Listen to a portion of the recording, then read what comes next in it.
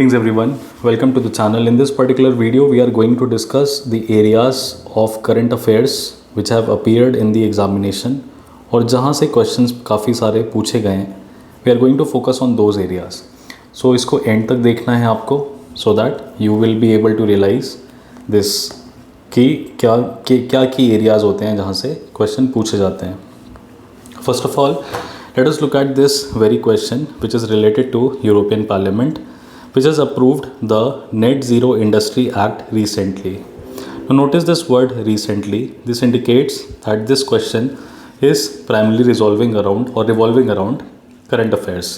So ये जो statement है इसके बारे में आपको पता होना चाहिए. Second statement देखिए. The European Union intends to achieve carbon neutrality by 2040 and therefore aims to develop all of its own clean technology by that time.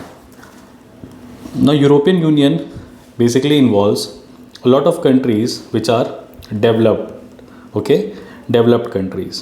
And अगर आपको climate change के debate के around information पता है तो आपको ये पता होगा कि developed countries climate change में responsibility लेने के खिलाफ हैं mostly, और इन सब ने अपना टारगेट जो है वो 2050 सेट किया था. तो बिकॉज ऑफ दिस 2040 वाला वर्ड ये स्टेटमेंट गलत हो जाता है. अब स्टेटमेंट हम देखें, ऑप्शंस देखें तो स्टेटमेंट 2 इनकरेक्ट है, ऑप्शन सी है. स्टेटमेंट 2 इज़ करेक्ट, ये एलिमिनेट हो जाएगा. स्टेटमेंट 2 आर करेक्ट, ये गलत हो जाता है. Both statement 1 and statement 2 are correct and statement 2 explains statement 1, ये भी एलिमिनेट हो जाता है. अब इसकी वजह से we are only left with one option, that is statement option C. Now just because of this 2050 आप बाकी सारे ऑप्शंस एलिमिनेट कर सकते थे. एक्सप्लेनेशन भी यही कहता है कि यूरोपियन पार्लियामेंट ने net zero industry act recently किया था और उसको फाइनली अप्रूवल मिला अप्रैल 2024 में. तो ये अप्रैल 2024 में this news was there and this statement contains an inaccuracy and as I told you 2050 वाला point. तो ये again this indicates कि common sense which is backed by a general understanding of things. और ये जो general understanding of things है right, ये आपको basically editorials पढ़ने से आती है. तो do not skip on the editorial part, they are very very important. Similarly, let us look at this particular question. Red Sea. Now one might wonder कि Red Sea क्यों focus किया गया. देखिए रेड सी के अराउंड हाउदी अटैक्स हो रहे थे, okay और रेड सी के अराउंड हाउदी अटैक्स हो रहे थे एंड यहाँ पे आपको दिखाई देगा कि बाब एल मांदब स्ट्रेट है, राइट. बाब एल मांदब स्ट्रेट है जो कि काफ़ी ज़्यादा प्रॉब्लमेटिक है क्योंकि ये चोक हो जा रहा था हाउदी अटैक्स की वजह से. तो रेड सी के अराउंड के रीजन को क्वेश्चन नंबर 89 में पूछा गया. Red Sea receives very little precipitation in any form, no water enters the Red Sea from rivers. Now generally जो रेड सी वाला एरिया है यू विल फाइंड दैट इसके अराउंड जो भी कंट्रीज़ हैं ड्राई एंड एरिड रीजन है. Dry and arid region है. जब कोई रीजन ड्राई है तो इसका मतलब क्या है कि वहाँ पे जो रेनफॉल होगी वो भी कम होगी. रेनफॉल कम होगी तो जो रिवर सिस्टम्स हैं, देखिए रिवर सिस्टम्स या तो रेन फेड होती हैं या तो आइस फेड ग्लेशियल रिवर्स होती हैं, राइट. सो स्टेटमेंट 1 की बात करें that it receives very little precipitation in any form, ये स्टेटमेंट करेक्ट है, right. High temperature and very low rainfall, this region is that. No water enters the Red Sea from rivers. हालांकि Red Sea में Africa की काफ़ी सारी reverse drain होती हैं लेकिन कोई ऐसी परमानेंट रिवर्स नहीं हैं जो रेड सी में फ्लो करती हैं, okay. Surrounding land is arid and any seasonal stream or wadis that might exist rarely reach the sea's coastline. River dry हो जाती हैं रेड सी तक पहुंचने के पहले ही. इसीलिए दोनों स्टेटमेंट्स क्या हैं, करेक्ट हैं and therefore the answer for this question will B both 1 and 2. Again एक जनरल अंडरस्टैंडिंग जो है वो बहुत इंपॉर्टेंट है रेड सी के अराउंड, ओके. तो कोई भी अगर एरिया न्यूज़ में आता है तो उस एरिया के अराउंड का जो भी पर्टिकुलर रेलेवेंट इन्फॉर्मेशन है, अब आप रेलेवेंट इन्फॉर्मेशन की बात करें तो उसमें चाहे आप जोग्राफिकल एस्पेक्ट जोड़ लें, चाहे आप पॉलिटिकल एस्पेक्ट जोड़ लें, चाहे आप इकोनॉमिक एस्पेक्ट जोड़ लें, आपको एक होलिस्टिक पॉइंट ऑफ व्यू होना चाहिए. So again these questions though might seem that ये कहाँ से पूछ रहा है, they are inspired by current affairs और motivated by current affairs itself. Okay, now why was Red Sea primarily in news? So Red Sea was significantly in news throughout 2024 due to the attacks on the commercial shipping by Houthi rebels, okay, in the Yemen. Now this crisis began in late 2023 which intensified in 2024. उसकी वजह से क्या हुआ, gulf of Aden और red सी ये reason में के आसपास में जो भी शिप्स मूव कर रहे थे, there were numerous missile and drone attacks on commercial vessels. Okay, now why were these attacks being promoted by Houthis? They were trying to show that they are together with Palestinians amidst the conflict in Gaza. हालांकि Yemen में अभी United states of America ने bombarding start कर दी है. Disruptions to global trade एक crucial shipping root है, तो Asia और यूरोप को कनेक्ट करने वाला.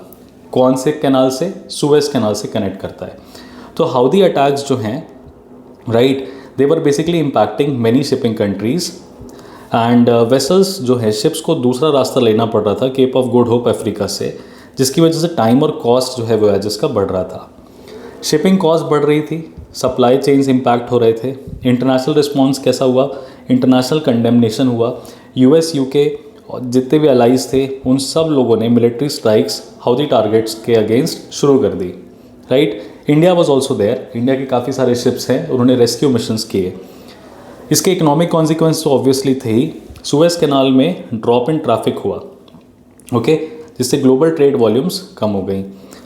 कोशिश की जा रही थी वॉर को डीएस्केलेट करने की, और इन्वायरमेंटल कंसर्न्स भी थे कि अगर इन वेसल्स पर अटैक करेंगे, जैसे सिंकिंग ऑफ रूबी मार, इसकी वजह से एक इन्वायरमेंटल कंसर्न रेज हुआ कि पोटेंशियल ऑयल स्पिल हो सकता है और मरीन इकोसिस्टम डैमेज हो सकता है.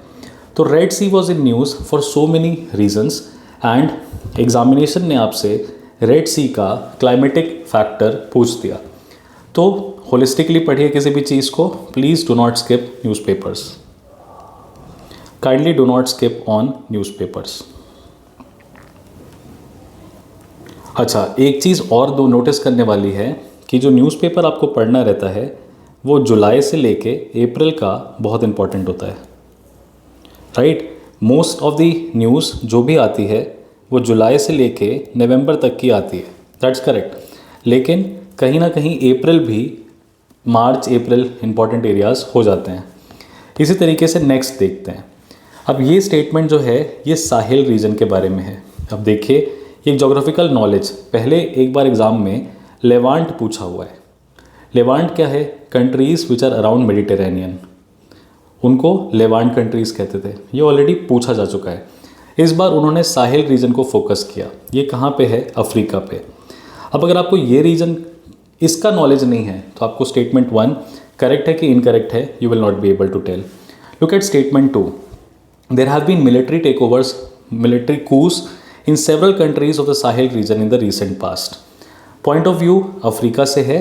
स्टेटमेंट 2 जो है वो करेक्ट है. अब अगर आप कॉमन सेंस से रिलेट करें, ठीक है, लेट्स से दैट आपको साहिल रीजन के बारे में नहीं पता है, तो पॉइंट देखना ये है कि security situation is directly connected to military take overs, is directly connected to economy, and अगर किसी कंट्री में सेवरल कू होता रहेगा, अनसीटिंग ऑफ पावर होगी, तो पॉलिटिकल इंस्टेबिलिटी की वजह से things can go worse in that region. तो both statement to an extent seem interconnected to us, and that is why we are most likely to presume कि दोनों ही स्टेटमेंट क्या होंगे? सही होंगे. अब इसके एनालिसिस देखते हैं. There is this statement 1 is obviously correct, right. There is a spread of violent extremism which are linked to the groups like Al Qaeda and Islamic State. There are intercommunal conflicts which are increased by resource scarcity and ethnic tensions. Followed by this, there is a weak governance and state capacity in many areas. Humanitarian crisis, including widespread displacement and food insecurity, is also there. Let us look at statement 2. This is also correct. माली में 2020-21 में military कू हुआ. माली से start होता है 2020-21 में. उसके बाद Burkina Faso 2022 में, नाइजर 2023 में, और पूरा का पूरा जो सूडान कॉन्फ्लिक्ट है वो लगातार पिछले 2 साल से न्यूज़ में है. ओके, सो जो मिलिट्री टेक ओवर्स है साहेल रीजन में, उसकी वजह से इंस्टेबिलिटी और वर्सनिंग सिक्योरिटी सिचुएशन हुआ ही है. Rule of law, democratic institutions का कमज़ोर होना, सिक्योरिटी ऑपरेशंस का डिसरप्ट होना, पावर वैक्यूम का बनना, एक्सट्रीमिस्ट ग्रुप्स को जगह मिलना ताकि वो इंस्टेबिलिटी को एक्सप्लॉइट करके पावर में आ सकें, स्टेट और सिटीजन्स के बीच में ट्रस्ट इरोड होना, और ultimately economic disruptions and humanitarian challenges का होना, राइट। तो ये मिलिट्री टेक ओवर्स जो है ये सिग्निफिकेंट फैक्टर है contributing to the instability and worsening security situation in the Sahel region, and that is why both statement 1 and 2 are correct, and statement 2 basically also explains statement 1। तो ये news आप दिखाई देगा, it was already covered, which are talking about conflicts in Africa, rising tension in the Great Lakes region. अभी Great Lakes region के around ये जो lakes of Africa हैं, ठीक है, इसके ऊपर भी प्रीवियस ईयर क्वेश्चन आ चुका है, and that is where you will find कि इंटरकनेक्टेड जो इंटरनेशनल इशूज़ होते हैं they are continuously asked in the examination. Let us look at similar question again which is connecting both statements. अच्छा, एक important point ये है कि common sense से आप काफ़ी चीज़ें कर सकते हैं। India does not import apples from United states of America. अब अगर अमेरिका से हम एक टाइम पे फूड इंपोर्ट कर रहे थे तो एप्पल क्यों नहीं इंपोर्ट करेंगे? एप्पल को एक्सक्लूड करने का क्या रीज़न हो सकता है? कोई नहीं सॉलिड रीज़न जो आपको पता चले, सोचिए इस बारे में। स्टेटमेंट 2 की बात करते हैं।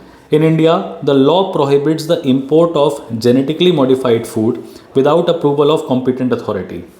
अब जेनेटिकली मॉडिफाइड फूड्स जो होते हैं they are already considered scientifically dangerous, तो obviously there must be a competent authority in India जो कि ये इंश्योर करेगी कि दूसरी कंट्री का जेनेटिकली मॉडिफाइड फूड हमारे यहाँ ना आए। जब इंडिया की जेनेटिकली मॉडिफाइड क्रॉप्स दूसरी कंट्रीज़ नहीं लेती हैं तो इंडिया भी क्यों लेगा? तो जनरली ये स्टेटमेंट जो है वो हमें करेक्ट दिखाई देता है। Now let us look at the analysis. देखिए, वॉल्यूम के पॉइंट ऑफ व्यू से यहाँ पे बात नहीं कर रहा है, does not import large volumes of apples, less volume of apples, ऐसा कुछ नहीं है। लेकिन अगर हम देखें तो India does import apples from United States, although the volume might vary depending on year and domestic harvest. Okay, so ये जो स्टेटमेंट है does not import apples from United states of America, ये गलत हो जाता है।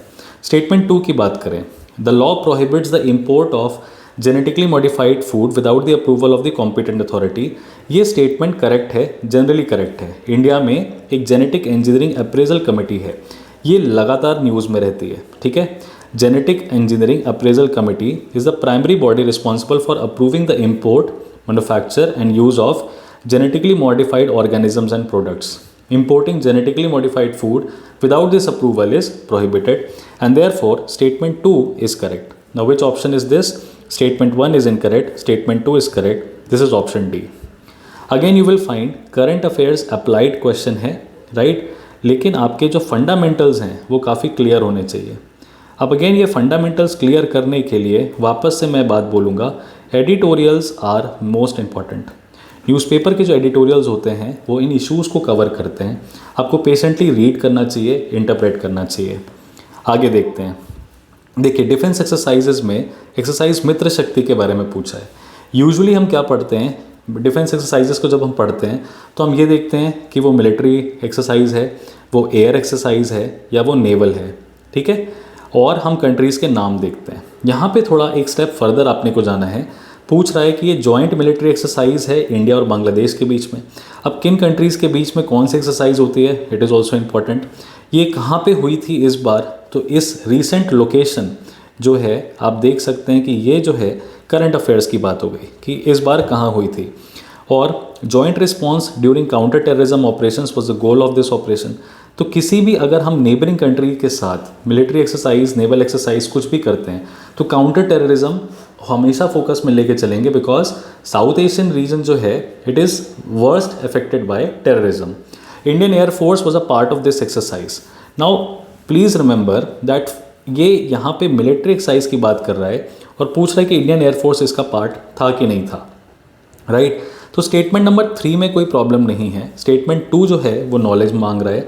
स्टेटमेंट 1 जो है ये अपने को अगर पता रहे कि मित्र शक्ति इंडिया बांग्लादेश नहीं, इंडिया श्रीलंका के बीच में होती है, तो you will be able to eliminate 1। The moment you eliminate 1 you will find you are left with only this option, that is D, and you will it is very safe to go with D, right. तो सिर्फ ये fact अपने को अगर पता है that Mitra Shakti is between India and Sri Lanka, we will be able to eliminate one, और बाकी हमें देखने की ज़रूरत भी नहीं है, सब एलिमिनेट हो जाएगा और बचेगा हमारे पास सिर्फ और सिर्फ एक option, that is D.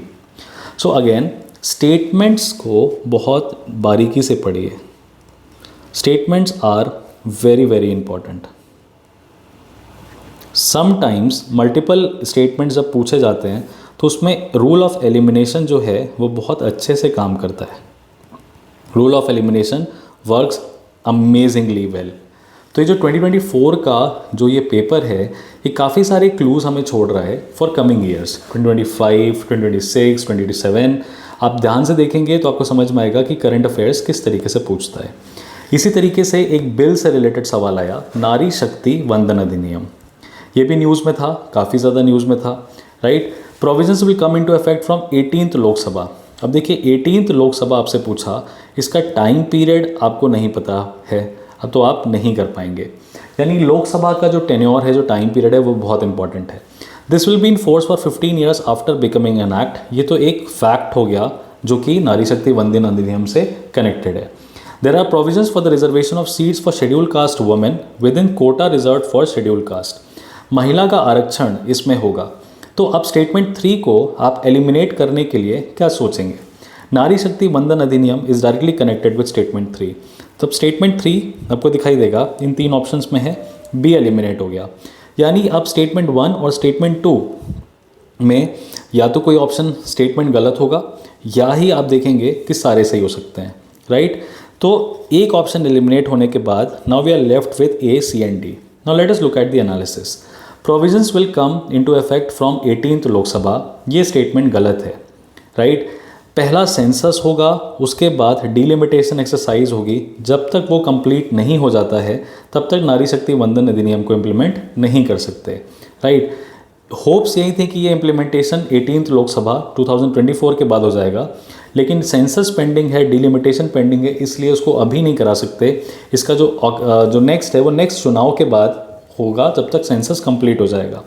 And that is why if you will just eliminate one, you will be able to eliminate all of this and you will be left with only C, that is 2 and 3.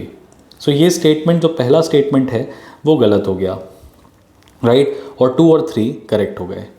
Again बहुत ही basic सा question है, लेकिन क्या है, examination के pressure में आपका दिमाग इतनी तेज़ इस चीज़ों को प्रोसेस नहीं कर पाता है, इसीलिए कंसिस्टेंटली रीड करते रहिए, कंसिस्टेंटली रीड करते रहिए। कंसिस्टेंट रीडिंग करेंगे अगर तो आपका जो एरिया है, जो ग्रे एरियाज़ हैं, वो क्लियर हो जाएंगे। Similarly late us look at this particular question. अब ये बहुत बेसिक सा सवाल है, पूछ रहा है कि लॉन्गेस्ट बॉर्डर पूरी दुनिया में किन 2 कंट्रीज़ के बीच में है? Canada US, chilli Argentina, China India, Kazakhstan Russia. अब आप सी एलिमिनेट कर सकते हैं, क्योंकि अगर इंडिया चाइना का बॉर्डर दुनिया में सबसे लंबा होता तो हमें क्या बचपन से पढ़ाया जाता, पर हमें ये नहीं पढ़ाया गया है, तो हम सी को बहुत आसानी से एलिमिनेट कर सकते हैं। अब बात आती है कजाकिस्तान, रशिया, चिली, अर्जेंटीना। तो अब ये फैक्ट बेस्ड क्वेश्चन है। अगेन आपको पता होना चाहिए कि कनाडा और यूएस का जो बॉर्डर है वो 8,891 किलोमीटर्स का है। It is the longest international border in the world. Second पे चिली अर्जेंटीना है, थर्ड पे चिली अर्जेंटीना है, it is third longest. Second पे कजाकिस्तान और रशिया है, राइट। चिली अर्जेंटीना की बात करें तो एंडीज़ माउंटेन पे है, in the islands of Tierra del Fuego, 5,308 kilometres. India का जो बॉर्डर है दैट इज़ 3,488 किलोमीटर्स का बॉर्डर है। तो ये एक बेसिक फैक्ट बेस्ड क्वेश्चन हो गया। It's a basically a fact based question. Okay, let's move to the next part. Operations undertaken by Army towards upliftment of local population in remote areas to include addressing of their basic needs. Operation संकल्प, मैत्री, सद्भावना, मदद। अब operation मैत्री आप काट दीजिए, because मैत्री अपन ने नेपाल में कराया था, राइट, जब अर्थक्वेक वहाँ पे आया था, तो बी एलिमिनेट हो जाएगा। अब संकल्प की बात करें, सद्भावना की बात करें और मदद की बात करें, तो ऑपरेशन मदद जो है वो basically natural disasters like floods के लिए करवाया गया था। ऑपरेशन संकल्प जो है वो इंडियन नेवी ने लॉन्च किया था अरेबियन सी में to ensure safety of Indian shipping amidst rising tensions in the region. Now operation Sankalp was also there in the news, Sadbhavna was also there in the news, right, which basically means winning the hearts of the people in remote and often disturbed areas through various civic action programs. and that is why the correct answer for this question would be Operation Sadbhavna. Let's move to the next question. अब world heritage list से इस बार दोनों तरीके के सवाल आए, world heritage list और intangible cultural heritage में क्या एडिशंस हुए हैं। आपसे ये क्वेश्चन में 4 ऑप्शन दे रहा है, शांति निकेतन, रानी की Vav, sacred ensembles of the Hoysalas and Mahabodhi temple complex at Bodh Gaya. पूछ रहा है इनमें से किन प्री प्रॉपर्टीज़ को 2023 में इंक्लूड किया गया था, राइट। वैसे सारी ही वर्ल्ड हेरिटेज लिस्ट के अंदर हैं, लेकिन 2023 की हम बात करें तो शांति निकेतन और सेक्रेड एंसेम्बल्स ऑफ होयसाला को ऐड किया गया था। Temples which are at Belur, Halebidu and Somanathapura. अच्छा, अब होयसाला का आर्किटेक्चर इंपॉर्टेंट हो जाता है, टेम्पल आर्किटेक्चर इंपॉर्टेंट हो जाता है, तो यहाँ से भी क्वेश्चंस आ सकते थे लेकिन नहीं पूछा, उसने आपसे हेरिटेज पूछा, इसीलिए ओनली 2 इसका करेक्ट आंसर होगा।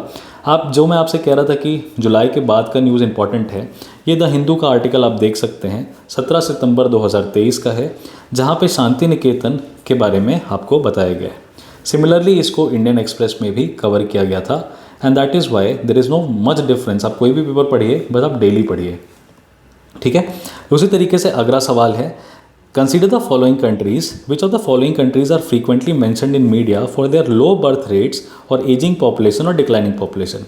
Frequently mentioned in the media. Frequently mentioned in the media यानी कि करंट अफेयर्स तो है ही, लेकिन ये काफ़ी टाइम से, लॉन्ग टाइम से न्यूज़ में बना हुआ है। ऐसी कौन सी कंट्रीज़ हैं जो एज हो रही हैं, जिनकी पॉपुलेशन कम हो रही है, right. Japan is definitely one of them. अगर आप 2 को कंसीडर करें तो 2 is given in A and C, 2 is given in A and C. Now we have to see Italy के बारे में, right. Nigeria, South Korea, South Africa.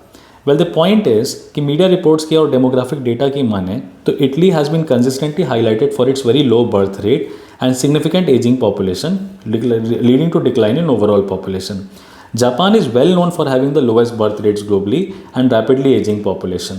South Korea currently has the world's lowest fertility rate, leading to serious concerns about its future population size and rapid aging. Nigeria and South Africa, on the other hand, have younger populations, higher birth rates, although South Africa faces other demographic challenges like impact of HIV/AIDS on life expectancy, and that is why the correct answer is 1, 2 and 4. Moving to the next aspect. जैसा कि मैं आपको intangible cultural heritage of UNESCO के बारे में बता रहा था, यहाँ पे पूछा है कि लेटेस्ट एडिशन कौन सा है। सारे ही हैं लेकिन लेटेस्ट एडिशन कौन सा है। छाऊ डांस, दुर्गा पूजा, गरबा डांस, कुंभ मेला। तो दिसंबर में जो न्यूज़ आई थी वो ये हुआ था कि Garba of Gujarat has been added and the answer will be Garba dance. So again important क्या है कि आपको ये बेसिक एस्पेक्ट्स पता होने चाहिए। अगला क्वेश्चन है, कंसीडर द फॉलोइंग स्टेटमेंट्स। अब इस स्टेटमेंट को ज़रा ध्यान से देखिएगा। India is a member of international Grains council. पहली बात तो आपको इस बॉडी के बारे में पता होना चाहिए। लेट अस अज्यूम आपको इस बॉडी के बारे में नहीं पता है। स्टेटमेंट 2 देखते हैं। A country needs to be member of the International Grains Council for exporting और importing of rice and wheat. यानी कि इंडिया, अगर हम स्टेटमेंट को सही माने तो इंडिया जो है इंटरनेशनल ग्रेन्स काउंसिल का मेंबर तो होगा ही होगा। इंडिया एक्सपोर्ट करता है राइस और व्हीट। अब एक्सपोर्ट करता है राइस और व्हीट, न्यूज़ में था कि अपन ने इजिप्ट को सस्ते में गेहूं दिया है, हम अफ़गानिस्तान को दे रहे हैं, और इतनी बड़ी न्यूज़ पढ़ने के दौरान कभी भी अपन ने इंटरनेशनल ग्रेन्स काउंसिल के बारे में नहीं सुना, राइट। तो country needs to be a member, मतलब अगर मेंबर नहीं है तो एक्सपोर्ट इंपोर्ट नहीं कर सकता है, यानी ये बॉडी यूनाइटेड नेशन से रिलेटेड होनी चाहिए। लेकिन जब भी एग्रीकल्चर की बात आती है या एक्सपोर्ट इंपोर्ट की बात आती है तो आप वर्ल्ड ट्रेड ऑर्गेनाइजेशन के बारे में ज़रूर सुनते होंगे, ओके। तो इसका मतलब ये है कि स्टेटमेंट 2 जेनरिकली अपने को गलत लग रहा है। हालांकि इसमें अगर डिटेल में आपको पता होना चाहिए तो ही आप मार्क करेंगे, लेकिन स्टेटमेंट 2 जो है यहाँ पे ये गलत है, right. Membership in the IGC is not a prerequisite for a country to engage in the export or import of grains like rice and wheat. IGC facilitates international cooperation and provides market information, but it does not regulate or mandate trade requirements. Statement 1 is correct. The multiple sources confirm that India is a member of IGC, Department of Food and Public Distribution under Ministry of Consumer Affairs. Food and Public Distribution act as the nodal agency for India in the International Grains Council. Therefore, statement 1 is only correct, and that is why answer would be A. इसी तरीके से next question पे आते हैं जो बात करता है corporate social responsibility rules in India की। अब देखिए, बिजनेस ग्रुप्स की एक सोशल रिस्पॉन्सिबिलिटी है, उसके बारे में ये ऑप्शन डील कर रहा है। स्टेटमेंट्स को ज़रा क्लोजली रीड करिए। ठीक है।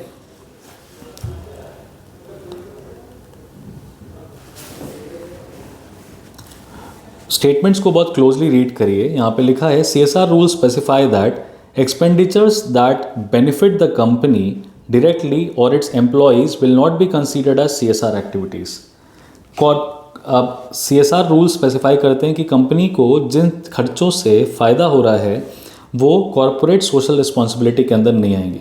इस स्टेटमेंट में क्या गलत हो सकता है? कुछ नहीं गलत हो सकता है। कंपनी अगर फ़ायदा मुनाफे वाली चीज़ें कर रही है तो सोशल रिस्पॉन्सिबिलिटी क्या है? हालांकि CSR ये कहता है कि अगर आप मुनाफा कर रहे हैं और आप धंधा कर रहे हैं तो आपको थोड़ा पैसा समाज सेवा में भी क्या देना चाहिए, प्रोवाइड करना चाहिए।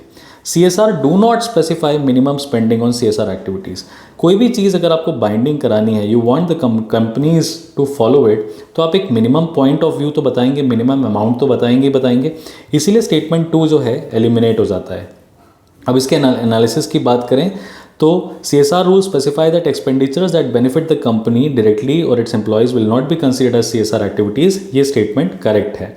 अब ऐसे स्टेटमेंट्स को मैक्सिमम क्वेश्चंस अगर आप सॉल्व करते हैं, राइट, मैक्सिमम क्वेश्चन सॉल्व करते हैं तो कॉमन सेंस जो है वो डेवलप हो जाता है। सेकंड स्टेटमेंट की बात करें, CSR do not specify, no they specify 2% of their average net profits of the preceding 3 financial years on CSR activities and that is why the answer for this question will be A. Companies act mandate करती है, companies act 2013 में section 135 में ये चीज़ mandatory की हुई है, right. This is what you need to remember. Next देखते हैं, consider the following aircraft, Rafale, MiG-29 और तेजस MK1। पूछ रहा है 5th जनरेशन एयरक्राफ्ट कौन सा है। इंडिया के पास 5th जनरेशन एयरक्राफ्ट नहीं है, इसीलिए इंडिया चाइना के साथ compete नहीं कर सकता अगर हम एयर पावर की बात करें तो। अब राफेल हमने लिया था, राइट, ये क्लोजर टू 5th जनरेशन है। MiG-29 और तेजस तो एलिमिनेट हो जाएंगे and that is why option only 2 all 3 जो है ये तो एलिमिनेट हो जाता है। अब बचता है या तो ओनली 1 या तो नन। अब आप देखिए नन जैसा ऑप्शन रेयर केस में आपको दिखाई देगा कि कहीं पे इन स्टेटमेंट्स के साथ नन जैसा ऑप्शन है। तो यहाँ पे राफेल जो है वो 4.5 जनरेशन फाइटर एयरक्राफ्ट कंसीडर किया जाता है, ना कि 5th generation. MiG-29 4th generation है और तेजस MK1 4th जनरेशन कंसीडर किया जाता है। It's a light combat aircraft. इसके पास stealth capabilities, advance sensor fusion नहीं है जो कि 5th जनरेशन को डिफाइन करता है। India advance medium combat aircraft develop कर रहा है जो कि 5th जनरेशन फाइटर होगा। Now advance medium combat aircraft ये न्यूज़ में भी रहता है और ये कहीं एडिटोरियल्स में भी बहुत ज़्यादा रहा है कि इंडिया को क्यों ये डेवलप करने की ज़रूरत है एंड दैट इज़ वाई इसका आंसर नन होगा। याद रखेंगे इस चीज़ को। नेक्स्ट क्वेश्चन देखिए, with reference to radioisotope thermoelectric generators consider the following statements। अब radioisotope thermoelectric generators again were in news, right? They are miniature fission reactors. They are used for powering the onboard system of spacecrafts. RTGs can use plutonium-238 which is a byproduct of weapons development। अब इस statement में सारे statements अपने को पता होने चाहिए। देखिए मिनिएचर थर्मोइलेक्ट्रिक जनरेटर्स अपने को क्यों चाहिए रहेंगे, यहाँ पे स्पेस क्राफ्ट दिया हुआ है। तो पॉइंट इज़ दिस कि जहाँ पे ऑक्सीडेशन नहीं हो सकता, ऑक्सीजन की कमी है, वहाँ पे बर्निंग नहीं हो सकती, वहाँ पे हमें एक एनर्जी का सोर्स चाहिए। अब एनर्जी का सोर्स क्या हो सकता है कि that we carry batteries, but कितनी बैटरीज लेके जाएंगे, उसको रिचार्ज कैसे करेंगे एंड ऑल ऑफ दिस। इसीलिए ये न्यूज़ में था, right, it was consistently there in the news। तो RTGs are minimum are miniature fission reactors। ये statement incorrect है। they do not use nuclear fission which involves splitting of atoms। RTGs generate electricity from the heat produced by radioactive decay of a specific isotope। now it is thermo and electric, and how can they be using nuclear fission reaction? thermo means heat, thermo means heat, okay. Statement 1 जो है incorrect है। Statement 2 that they are use for powering on board spacecraft is correct. Long lifespan, reliability in remote environments, जहाँ पे solar power insufficient है, जैसे deep space missions की बात करें तो RTGs are indeed use to power and on board systems of many spacecraft including many probes which are sent to outer planets. Third, RTGs can use plutonium-238 which is a by product of weapons development. ये partially correct है लेकिन misleading है। Plutonium 238 एक alpha emitter है with a suitable half life and high power density, making it ideal for RTGs. Its production is a deliberate process. Therefore, the most accurate assessment is that statement 2 is correct, statement 1 is definitely incorrect, statement 3 has a degree of truth in broader context of nuclear material production, but is not a direct and simple consequence of weapons development, and that is why only 2 and 3 can be sufficiently chosen to be a safe answer. Okay, now this was a difficult question, but यहाँ पे news में देखिए क्या है, ISRO and Bhabha atomic research centre had joint hands to develop nuclear engines for rockets and this was there in the month of July, जहाँ पे radio thermoelectric generators के बारे में न्यूज़ में कवर्ड था. तो आपको दिखाई देगा कि ऐसा नहीं है कि कुछ भी क्वेश्चन उठा के पूछते हैं, ये न्यूज़ में होता है तो ही आता है. इसी तरीके से और भी क्वेश्चंस हैं जो हमें देखने हैं. 4 more to go. Which one of the following is the correct statement or description of 100 million farmers? अब ये किसी ने भी कोई भी स्टैंडर्ड न्यूज़ में कवर्ड नहीं है, तो हम क्या करेंगे, बड़े बड़े स्टेटमेंट्स हैं, इनको एनालाइज करने की कोशिश करते हैं. स्टेटमेंट ए कहता है that it is a platform for accelerating the transition towards food and water systems that are net zero, nature positive and aims to increase farmer resilience. तो ये पूरी दुनिया में तो बात हो ही रही है ना कि फूड और वाटर सिस्टम्स जो हैं सस्टेनेबल होने चाहिए. तो स्टेटमेंट में पेटेंटली कुछ भी गलत अपने को नहीं दिखाई दे रहा है. बी की बात करते हैं. ये एक इंटरनेशनल अलायंस है, नेटवर्क ऑफ इंडिविजुअल्स और फार्मिंग ऑर्गेनाइजेशंस है जो कि सपोर्ट करेंगी ऑर्गेनिक एनिमल हस्बेंड्री को. 100 मिलियन फार्मर्स. अब ऑर्गेनिक एनिमल हस्बेंड्री पे पूरी दुनिया का एक मत है, ऑर्गेनिक फार्मिंग पे क्या एक मत है? नहीं है. And that is why B can not be a very very safe answer to go with. एक डिजिटल प्लेटफॉर्म है fully integrated with service providers and built on blockchain that lets buyers, sellers and third parties trade fertilizers quickly and securely. देखिए, fertilizer trade इतना easy नहीं होता, right. एक country दूसरी country को fertiliser की सप्लाई कंट्रोल करके उसका एग्रीकल्चर कंट्रोल करती है. यूक्रेन से आप क्या सीखे, यूक्रेन फर्टिलाइज़र का एक्सपोर्टर हुआ करता था, ठीक है. It is a platform with mission of encouraging that farmers to form farmer product FPOs on agri business consortiums, thus facilitating the access to global open markets to sell their products. अरे पूरी दुनिया में global open markets on agriculture के ऊपर कहाँ unanimity है? World trade organisation में इसी बात में तो लड़ाई है इंडिया की, राइट. तो again D is also not the safe thing to go. तो इसीलिए आप रिसेंट इन्फॉर्मेशन के पॉइंट ऑफ व्यू से देखेंगे तो ए ज़्यादा कंक्लूसिव है, यानी यहाँ पे कोर गोल्स कवर हो जा रहे हैं जो कि large scale agriculture transformation, sustainability, resilience के पॉइंट ऑफ व्यू से लेके चलते हैं. Platforms typically focus on promoting practices that reduce carbon emissions, enhance biodiversity and make farming systems more robust. While the other options touch upon important aspect of agriculture and market access, they do not generally align with the broad and ambitious goal of 100 million farmers, and that is why A would be correct to go with. Followed by this, World Toilet Organization was in news. अब देखिए कह रहा है that it is one of the agencies of the United Nations. The World Toilet Organization though was there, can be considered to be a part, लेकिन United Nations का एक agency है. ये डायरेक्ट इन्फॉर्मेशन आपके पास क्या आपने कभी सुना है? नहीं. World toilet summit, world toilet day, world toilet college are the initiatives of this organisation to inspire action to tackle global sanitation crisis. ये जनरली सही है, इसमें क्या गलत हो सकता है? Main focus of its function is to grant funds to least developed countries and developing countries to achieve end of open defecation. Now least developed countries and developing countries, क्या आप डिफरेंस बता सकते हैं? लीस्ट डेवलप्ड और developing में क्या difference होगा? कोई डिफरेंस होगा? व्हाट वुड यू से? नहीं. आप 3 एलिमिनेट करिए. जब आप 3 एलिमिनेट करेंगे तो आप फंसेंगे ए में या 1 सी में. अब ए है यूनाइटेड नेशंस का ये बॉडी पार्ट है कि नहीं है? तो सिंपल सी बात है, important agencies of United Nations की लिस्ट आपके पास अगर है और आपने इंटरनेशनल रिलेशंस या इंटरनेशनल ऑर्गेनाइजेशंस को प्रिपेयर किया हुआ है, so you will be able to come to this point कि भाई ये भी नहीं हो सकता है. And that is why 2 would be very very safe to go with. ठीक है. वर्ल्ड टॉयलेट ऑर्गेनाइजेशन ने वर्ल्ड टॉयलेट डे 2001 में फाउंड किया था, जिसको लेटर ऑल यूनाइटेड नेशंस ने रिकॉग्नाइज कर लिया.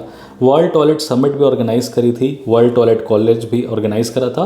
Raise awareness and promote solutions for global sanitation crisis. कोई फंडिंग देने की बात नहीं है. वर्ल्ड टॉयलेट ऑर्गेनाइजेशन एक इंडिपेंडेंट नॉन प्रॉफिट ऑर्गेनाइजेशन है. इसको एक कंसल्टेटिव स्टेटस दे दिया गया था इकोसॉक के द्वारा 2013 में. राइट, कंसल्टेशन करेंगे, लेकिन किसी भी तरीके से यूनाइटेड नेशंस की एजेंसी नहीं है। And that is how again you will find कि एक general understanding which is backed by general awareness and factual information दोनों ज़रूरी है। So this is how the examination is making the game very very difficult for coming days. अब consider the following airports, Donyi Polo airport, Kushinagar airport, Vijayawada airport. कह रहा है इनमें से कौन से ग्रीन फील्ड प्रोजेक्ट्स हैं। अब ग्रीन फील्ड प्रोजेक्ट्स क्या होते हैं, जो कि सरकार नए बनाती है। तो डोनियोपोलो जो एयरपोर्ट है नवंबर 2022 में अरुणाचल प्रदेश में बनाया गया, was constructed as a greenfield project. It was inaugurated in November 2022. Kushinagar was there as a greenfield project used in October 2024. Vijayawada international airport एक ग्रीनफील्ड प्रोजेक्ट नहीं है, एक एग्जिस्टिंग एयरपोर्ट है जिसको इंटरनेशनल स्टेटस दिया गया था, right. Therefore only Donyi Polo and Kushinagar international airport were constructed as a green field and therefore the answer would be 1 and 2. However, this question was a difficult question. The best way is to avoid such questions if you really do not know that what are the greenfield projects. पर PM गति शक्ति initiative आया, भारतमाला आया, सागरमाला आया, सरकार कहीं ना कहीं उड़ान एक योजना है। तो प्रधानमंत्री गति शक्ति इनिशिएटिव के अंदर जो भी निटी-ग्रिटीज़ हैं, जो भी न्यूज़ अपडेट्स आती है, कोई गवर्नमेंट इंफ्रा है, पब्लिक इंफ्रा है, गवर्नमेंट इंफ्रा है, अगर वो प्रमोट किया जा रहा है तो प्लीज़ उसको न्यूज़ में पढ़िए, क्योंकि वो डायरेक्ट क्वेश्चंस की तरह आ जाएगा। अब ये वाला क्वेश्चन देखिए, फिनलैंड, जर्मनी, नॉर्वे, रशिया, इनमें से कौन सी कंट्री है जो नॉर्थ सी के अराउंड है। अब नॉर्थ सी क्यों पूछ दिया, देखिए इंडिया ने एक EFTA European free trade agreements वाली कंट्री के साथ trade and economic partnership agreement किया था, जिसमें 4 कंट्रीज़ थी। इन 4 कंट्रीज़ में से कुछ कंट्रीज़ यूरोपियन यूनियन का पार्ट नहीं थी। साथ में आपने एक और चीज़ देखा था कि नेटो का एक्सपेंशन हुआ, फिनलैंड और स्वीडन जो हैं वो आए, जुड़े। अब जो कंट्रीज़ हैं, जो ये नॉर्वे के पास नॉर्वेजियन सी है, एस्टोनिया, लातविया और लिथुआनिया के पास आप देखेंगे बाल्टिक स्टेट्स, तो बाल्टिक सी है, और नॉर्थ सी है। अब नॉर्थ सी किन countries have a border with north sea, Finland, Germany, Norway, Russia. अब इसको अगर हम ध्यान से देखें, right, if you look into this particular fact, तो you will find here that, Russia can not be there, okay, Russia is not there, इसको eliminate करिए। रशिया के बाद अब आपसे पॉइंट पूछ रहा है फिनलैंड, जर्मनी, नॉर्वे। रशिया से बहुत क्लोज है फिनलैंड, राइट, तो जर्मनी और Norway is the correct and that is why B will be the correct answer for this, okay. अब आगे एक और माउंटेन रेंजेस से रिलेटेड क्वेश्चन था जिसका एक्सप्लेनेशन यहाँ पे दिया हुआ है, will tell you that later on, okay. But these are some of the questions that we have taken from current affairs in 2024 and hereby you will find that कुछ भी नहीं पूछा जा रहा है, डायरेक्ट करंट अफेयर्स आ रहे हैं और करंट अफेयर्स अप्लाइड इंफॉर्मेशन के थ्रू पूछ रहा है, okay. So hope this information was helpful for you.